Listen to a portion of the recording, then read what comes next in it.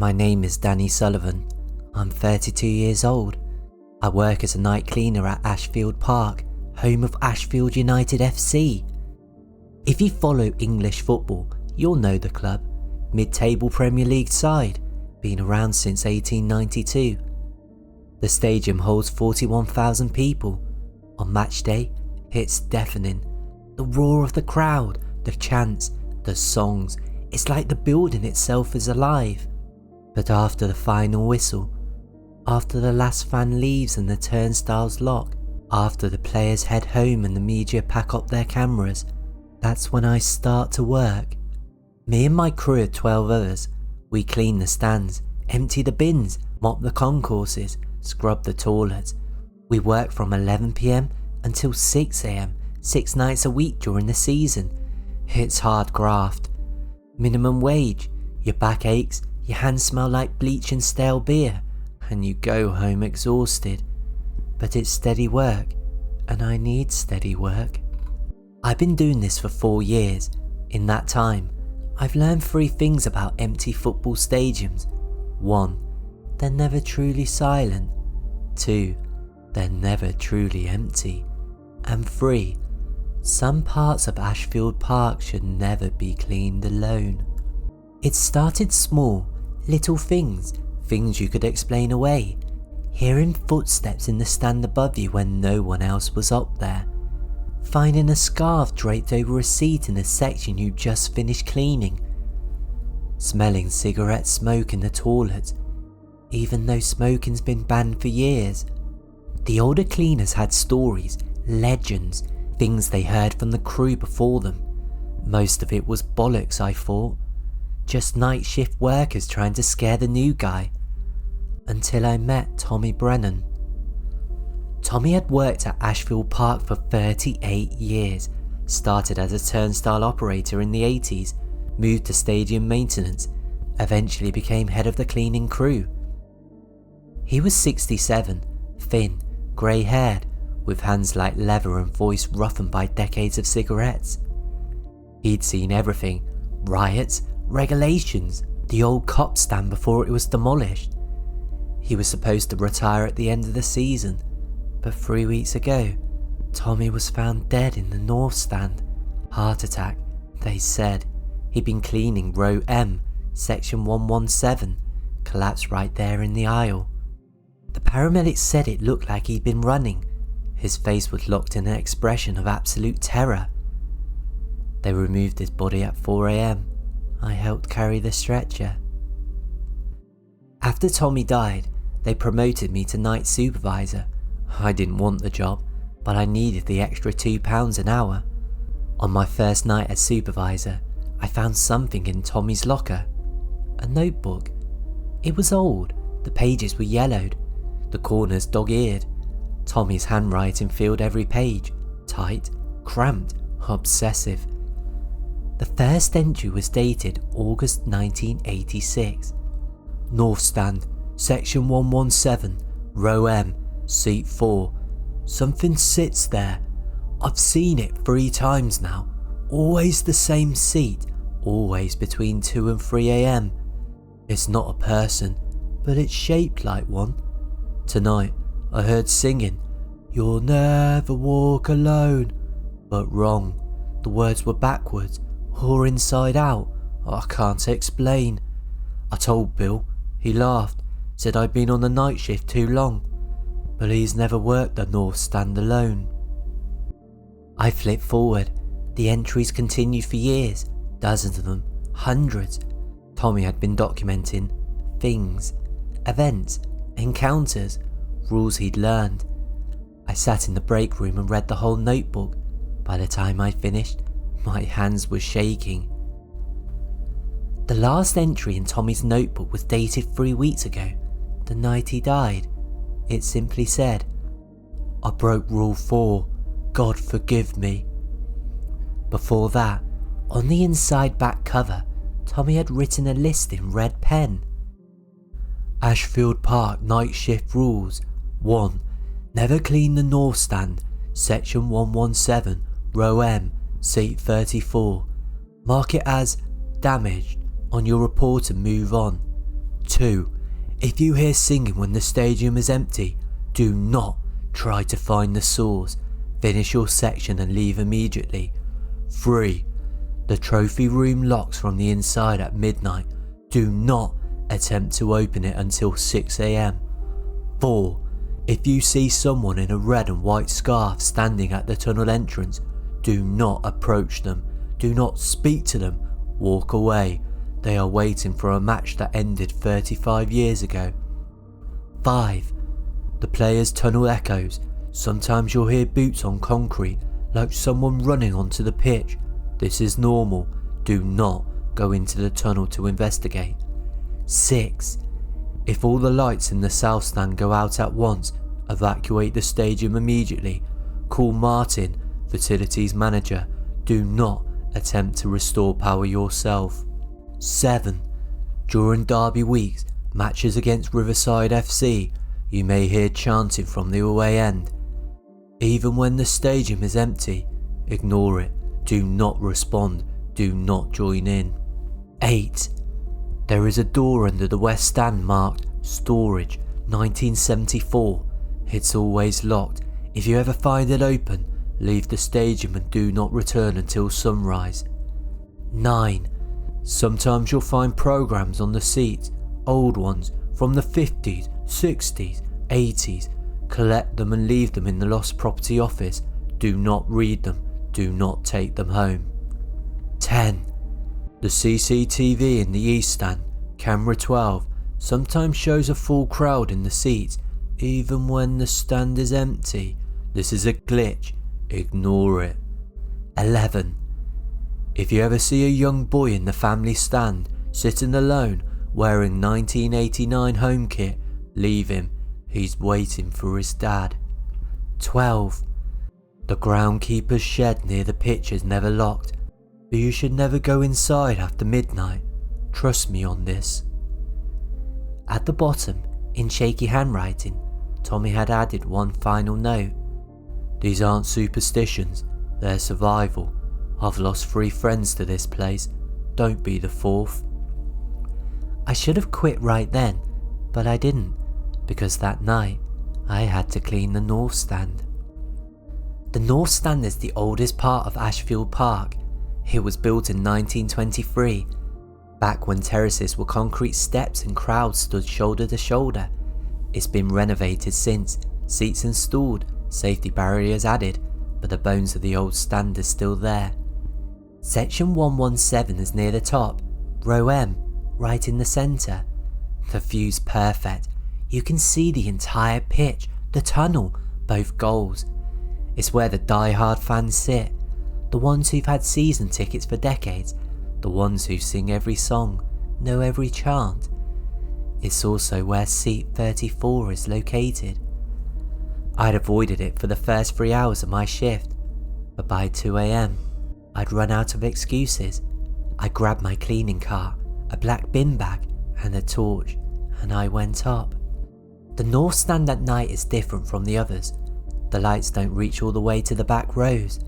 The shadows are thicker, longer, and it's colder, even in summer. I climbed the steps slowly, my torch beam cutting through the dark. Rows A through L were fine. Litter, half-eaten hot dogs, spilled drinks, standard stuff. Then I reached row M. I counted the seats as I moved along. Seat 28, seat 30, seat 32, seat 34.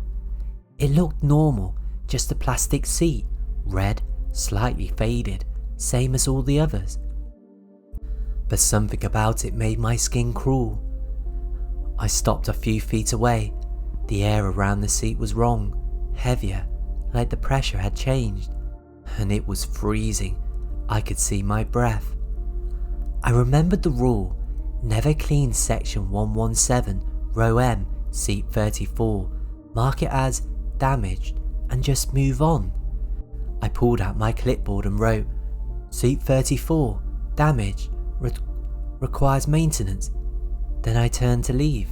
That's when I heard it, singing, faint at first, a man's voice, deep, rough.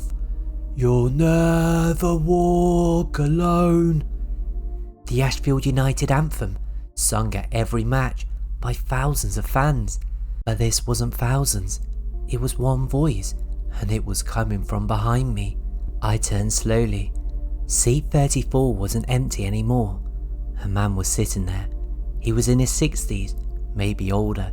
He wore an old Ashfield United kit, red and white stripes, sponsor logo I didn't recognise, the kind they wore in the 80s. His face was pale, too pale, and his eyes, they didn't blink. He was staring straight ahead at the pitch, singing softly, walk on, with hope in your heart." I couldn't move. The rules said, do not approach, do not speak. But I was frozen. The man stopped singing.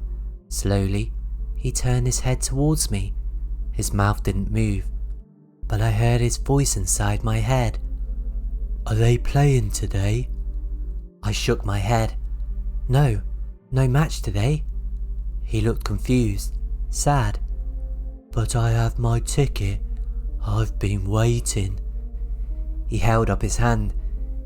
In it was a piece of paper, old, torn at the edges, a match ticket, dated October the 15th, 1988, Ashfield United versus Riverside FC. "The match ended," I said quietly, "a long time ago."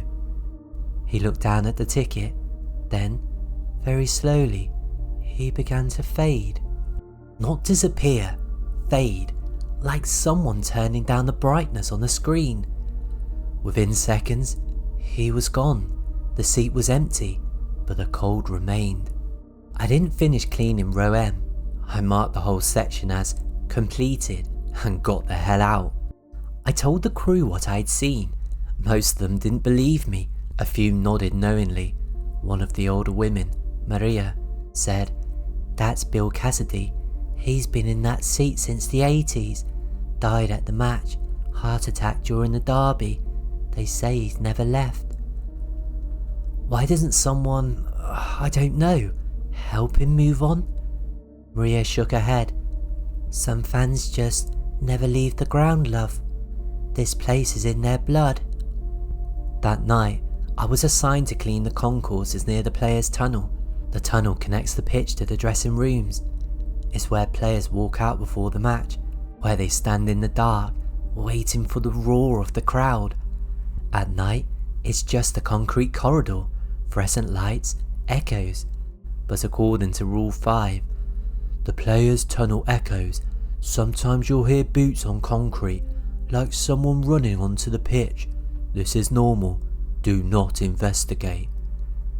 I was mopping the floor near the tunnel entrance when I heard it. Footsteps, fast, heavy, like someone sprinting, coming from inside the tunnel. I stopped mopping. The footsteps grew louder, closer. I could hear breathing now, rapid, panicked, and then I heard a voice shouting, "Go on, son, run, run!" The footsteps burst out the tunnel, but there was no one there, just the sound, boots hammering the ground, fading as they reached the pitch, and then silence. I stood there, mop in hand, heart pounding. Then I heard something else. Applause. Thousands of people, clapping, cheering, but the stadium was empty. I dropped the mop and I walked to the edge of the pitch. The floodlights were off, the stands were dark, but I could hear them, the crowd, singing, chanting, "Ashfield, Ashfield, Ashfield." I looked up at the stands. For a moment, just a split second, I saw them. Not empty seats, people, thousands of them, faces in the dark, scarves waving, mouths open, singing. Then I blinked, and they were gone. I didn't clean the tunnel. I radioed the crew and said there was a water leak. No one questioned it. 3 nights later, I broke a rule. Not on purpose, but I broke it. It was just past midnight. I was doing a final check of the upper concourses when I noticed the door to the trophy room was open. That shouldn't have been possible. According to Rule 3, the trophy room locks from the inside at midnight. Do not attempt to open it until 6 a.m. But it was open, just a crack, light spilling into the corridor. I should have walked away, but I heard something inside, crying. I pushed the door open. The trophy room was small. Glass cases lined the walls, filled with silverware, league cups, FA cups, old medals and shirts. Photographs covered the walls. Ashfield United's history, frozen moments. In the centre of the room, sitting on the floor, was a boy.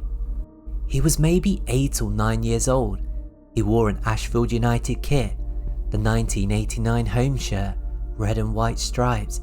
He was crying softly, his face buried in his knees.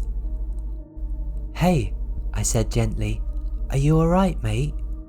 He looked up. His face was tear-streaked, his eyes were red.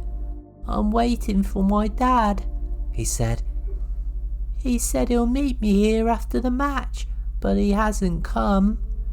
I crouched down. "What match?" "The FA Cup semi-final. We beat Riverside 3-2. Dad said we'll celebrate, but I can't find him." My blood went cold. The 1989 FA Cup semi-final, Ashfield United versus Riverside FC, April the 15th, 1989. The same day as the Hillsborough disaster. I looked at the boy more closely. He wasn't solid. Not quite. I could see through him, just faintly. "What's your dad's name, mate?" I asked quietly. Michael Harrow. He always sits in section 117, row M." I closed my eyes. "What's your name?" "Jamie." I remembered the rule. "If you ever see a young boy in the family stand, sitting alone, wearing a 1989 home kit, leave him. He's waiting for his dad." But I couldn't leave him, not like this. "Jamie," I said gently, "your dad, he's not coming." The boy stared at me. "What do you mean?" "There was an accident at the match. A lot of people got hurt. Your dad, he didn't make it out." Jamie's face crumpled. "But he promised. He said we'll go home together." "I know, but sometimes people just can't keep their promises, even when they want to." The boy stood up slowly. "Is he still here?" I nodded. "I think so. Section 117, seat 34. Jamie looked towards the door. "Can I see him?" "I don't know, but maybe if you wait in the right place, he'll find you." Jamie wiped his eyes. "Okay." He walked towards the door, stopped, looked back at me. "Thank you." Then he was gone. I sat in the trophy room for a long time. When I finally left, the door locked behind me. I heard the bolt slide into place from the inside. The following week was Derby week, Ashfield United versus Riverside FC, the biggest match of the season. The atmosphere in the city was electric, pubs draped in red and white, chants echoing through the streets. But for the night crew, Derby week meant something else. Rule 7. During Derby weeks, you may hear chanting from the away end, even when the stadium is empty. Ignore it. Do not respond. Do not join in. It started on a Tuesday night. I was cleaning the south stand, the away section, when I heard it, singing, faint at first, then louder. "We hate Ashfield, we hate Ashfield, we are the Riverside boys." The away fans' anthem, but the stadium was empty. I stopped working and listened. The singing was coming from the upper tier, section 212. I looked up. The stands were dark, but I could hear them. Hundreds of voices, maybe thousands, chanting, clapping, stomping their feet. I remembered the rule, ignore it, do not respond. I went back to cleaning, but the chanting got louder, aggressive, hostile, and then I heard something that made my blood run cold. My name. Danny, Danny, Danny Sullivan. They were singing about me. I looked up again, and this time I saw them. Not clearly, just shapes, shadows in the seats, dozens of them, hundreds, all facing me. All singing, Danny Sullivan, we're coming for you. I dropped my cleaning supplies and ran. The chanting followed me, down the concourse, through the tunnels, growing louder, closer. I didn't stop until I reached the break room. Maria was there, making tea. You heard them, didn't you? I nodded, breathless. They do this every Derby week. The old rivalries don't die. Not here. They were singing my name. That means they've noticed you. Best to stay out of the away end until after the match. I didn't go back to the South Stand that week. On Friday night, 2 weeks before the Derby, I found the door.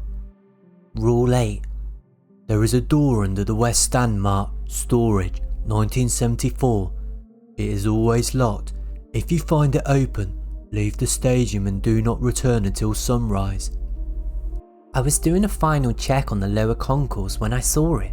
A door I'd never noticed before, tucked into an alcove near the old turnstiles, painted green, flaking, a metal plaque on the door read, Storage, 1974. The door was open. I should have left. I should have called it in and just walked away, but I didn't.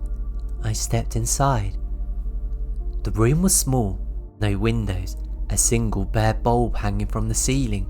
The walls were covered in photographs, old photos, black and white, some colour faded. All of them showed Ashfield Park, but not the modern stadium.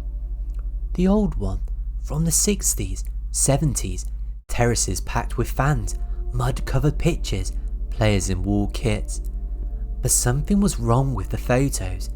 In every single one, there were faces circled in red marker, dozens of them, maybe hundreds. Fans in the crowd, their faces marked, highlighted, and beneath every circled face, someone had written a date, a death date. I stepped closer to one photograph. It showed a match from 1974. The crowd was massive, standing room only on the terraces. One face was circled, a man in his 30s, smiling. Beneath it, written in red ink, Michael Harrow, died 15th of the 4th, 1989. I felt sick. I looked at another photo, another circled face. William Cassidy, died 15th of the 10th, 1988. Another, Thomas Brannan, died 9th of the 3rd, 2025. Tommy. Every circled face was someone who had died at Ashfield Park, and there were hundreds of them.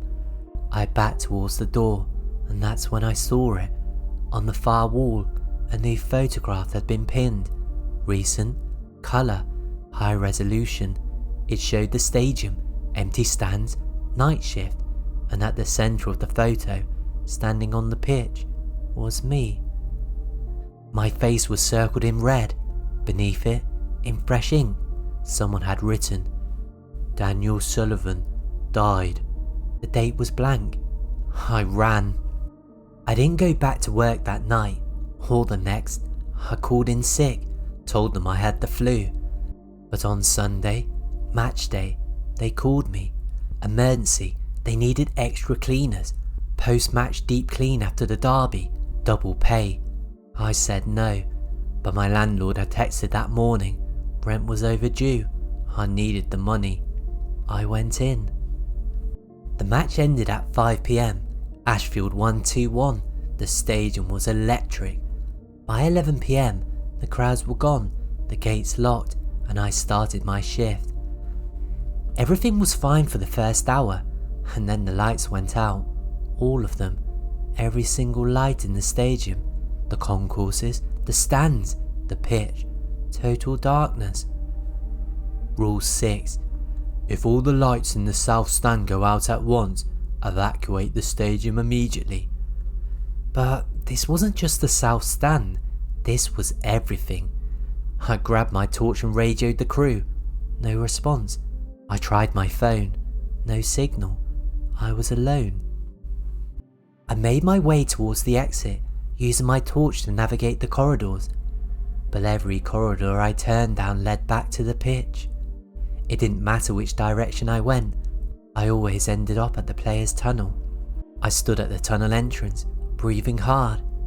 The pitch was dark, silent, then the floodlights turned on. Not all of them, just a few, dim, flickering, and in that pale light, I saw them. The crowd, thousands of people filling the stands, silent, still, all of them facing the pitch, all of them looking at me. I recognised some of them. Bill Cassidy, section 117, row M, seat 34. Jamie Harrow, the boy in the 1989 kit. Tommy Brannan, standing near the dugout. And in the away end, hundreds of Riverside fans, chanting silently. I tried to run, but my legs wouldn't move. Then I heard a voice, loud, booming, coming from the PA system. Ladies and gentlemen, please welcome to the pitch. The crowd began to cheer, silently, their mouths open, arms raised. Danny Sullivan! The cheering grew louder, deafening, but still silent. I could feel it, the roar, the energy, but I couldn't hear it. And then they began to fade, one by one, row by row. The crowd disappeared, and within seconds, the stadium was empty again. The lights flickered out, and I was alone in the dark. I quit the next morning, didn't even go back for my last paycheck. But 3 weeks later, I got a letter. It was from Ashfield United FC. Inside was a photograph. It showed the stadium, the north stand, section 117, row M, and sitting in seat 34 was a man. He was in his 30s, wearing a cleaning uniform. His face was pale, his eyes stared straight ahead. It was me. On the back of the photo, someone had written, Daniel Sullivan died 12th of the 4th, 2025. But I'm not dead. I'm writing this now. I'm alive. But I can't stop thinking about that photograph, about the room under the west stand, about the date that was left blank, because sometimes I hear them late at night when it's quiet, the crowd chanting, singing, Danny, Danny, Danny Sullivan, and I know sooner or later I'll have to go back. Because Ashfield Park doesn't let you leave, not really. Some fans never leave the ground, and now neither can I.